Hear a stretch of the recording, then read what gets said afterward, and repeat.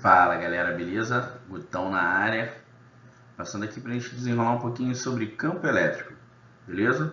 Bom, vamos lembrar aqui o seguinte, o conceito de campo, né?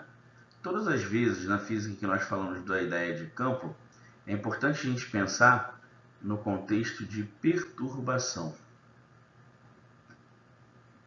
Agora, toda perturbação, ela acontece por um motivo. No caso do campo elétrico, essa perturbação ela acontece pela grande concentração que o corpo possui de carga elétrica. Para a gente aproveitar e relembrar, como é que acontece a carga elétrica, como é que um corpo adquire carga elétrica? A quantidade de carga de um corpo é proveniente do número de prótons ou elétrons que ele tem a mais, vezes a carga elétrica elementar. Isso mesmo, aquele mais ou menos 1,6 vezes 10 a menos 19 coulombs. Lembra? Show de bola. E aqui a minha quantidade, né, a diferença entre o número de prótons e o número de elétrons, o módulo da diferença. Bom, e como é que eu faço para calcular essa perturbação? Vamos pensar que uma pessoa com perfume muito carregado, uma concentração muito grande de perfume, ela perturba também a região ao seu redor, certo? Essa perturbação ao seu redor vai se dar devido à grande concentração de perfume. Agora, como medir a intensidade dessa perturbação? Claro que a intensidade dessa perturbação vai ser proporcional à quantidade de perfume que eu tenho ali, logo a perturbação elétrica vai depender da grande concentração de carga elétrica que temos naquele corpo. Pois bem, não existe só o campo elétrico na física, a gente também fala do campo magnético e do campo gravitacional. Então vamos pensar na Terra. Por que a Terra promove uma perturbação ao seu redor? Que grande concentração de que a Terra possui? A Terra possui uma grande concentração de massa, tudo bem? Imagina que você esteja ao redor da Terra. Você sente essa perturbação, não sente? Essa que é a questão. A perturbação, ela vem antes da percepção por um outro corpo. A consequência da perturbação é que vai gerar a interação. Ou seja, uma das formas de saber se essa intensidade é forte, é grande ou não, é colocar alguém para perceber essa perturbação. Então, como é que eu percebo essa perturbação que a Terra promove devido à sua grande concentração de massa?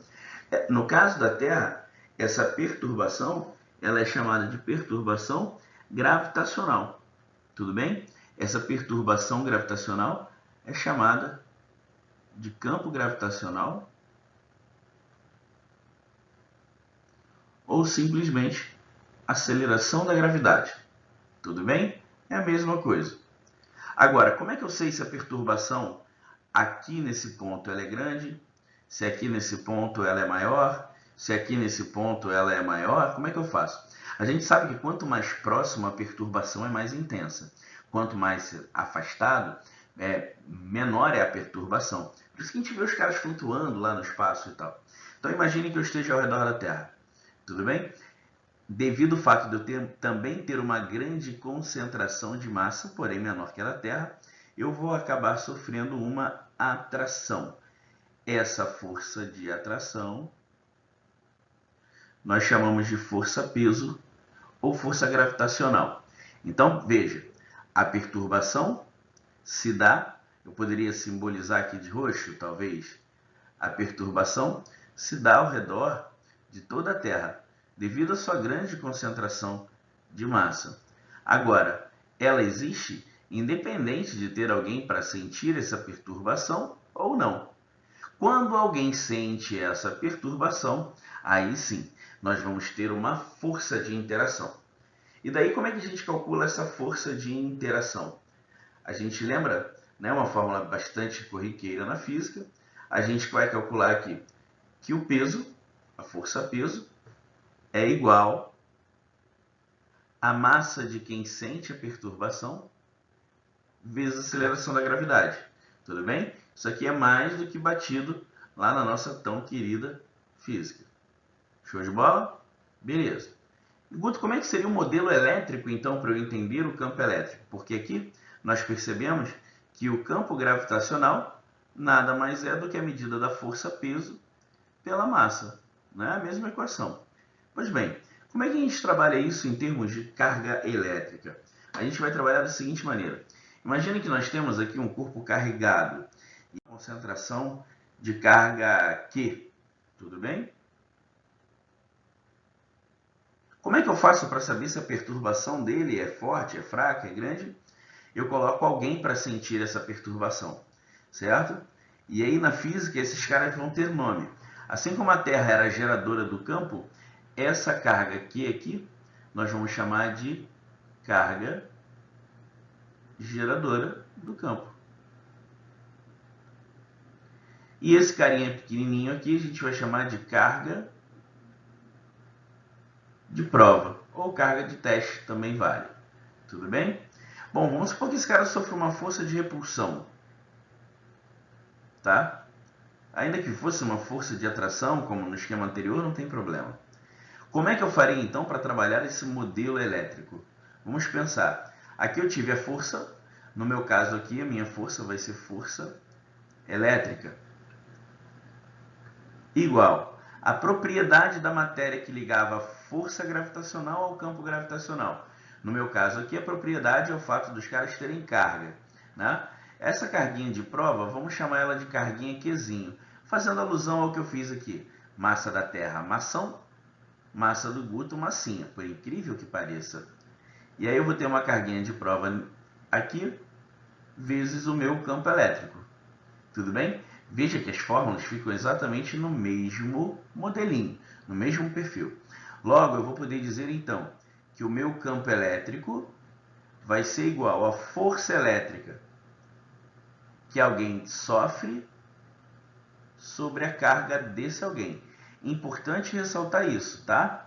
Eu uso aqui a minha carga de prova, ou seja, a carga de quem está sentindo a perturbação e não de quem promove.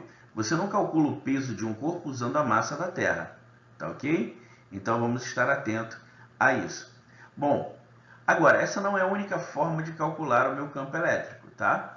Existe outra maneira, e inclusive outra maneira que, se trabalharmos no sistema internacional direitinho, vamos sempre achar a unidade Newton por Coulomb, ok? A outra forma de trabalhar o campo elétrico é pensando que numa situação ou num contexto que nós tenhamos cargas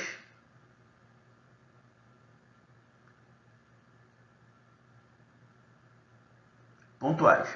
Se eu garantir que o meu sistema está sendo atribuído apenas a cargas pontuais, a gente vai lembrar um pouquinho antes aqui somente da lei de Coulomb, né? Quem era a nossa lei de Coulomb? Ah, Guta, a lei de Coulomb era aquela que falava que a carga elétrica desses caras promove uma interação. Semelhante repele semelhante e os opostos se atraem. Daí, a lei de Coulomb a gente calcularia como lei de Coulomb, a gente conhece como força elétrica, é igual à constante eletrostática do meio, vezes o produto do módulo das cargas,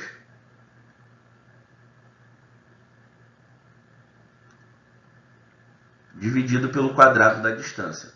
Então, se nós pegamos esse modelo genérico, tá, de campo elétrico, e estabeleço ele aqui novamente, então eu vou escrever: campo elétrico é a força elétrica sobre a carga de quem sente a perturbação. Isso aqui, já que eu conheço essa força elétrica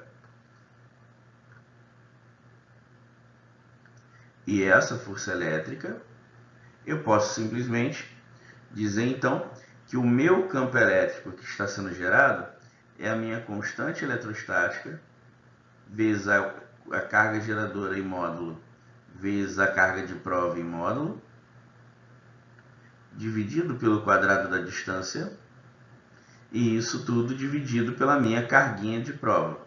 Pois bem, carga de prova com carga de prova, eu vou poder cortar aqui, vou poder cortar aqui. Logo, a gente vai chegar à conclusão de que o nosso campo elétrico ele também pode ser calculado pela constante eletrostática do meio, vezes o módulo da carga. Claro, né? A gente está falando de uma grandeza vetorial, então ela também tem direção e sentido. Mas calma que a gente vai para cima dos próximos capítulos. Constante eletrostática, carga, gerador e módulo, sobre o quadrado da distância. Daqui, na verdade, o mais importante de você levar é pensar que não tem como ficar sem calcular campo elétrico. Nós temos duas formatações, porém, lembrando que essa só pode ser aplicada quando nós temos cargas pontuais. Beleza? Lembrando que a constante K eletrostática, né, vale 9 vezes 10 a 9 Newton metro quadrado por Coulomb ao quadrado. Fechou? A gente continua. Cola comigo, porque aqui você sabe. A física é linda. Tamo junto, molequinho. Me respeita.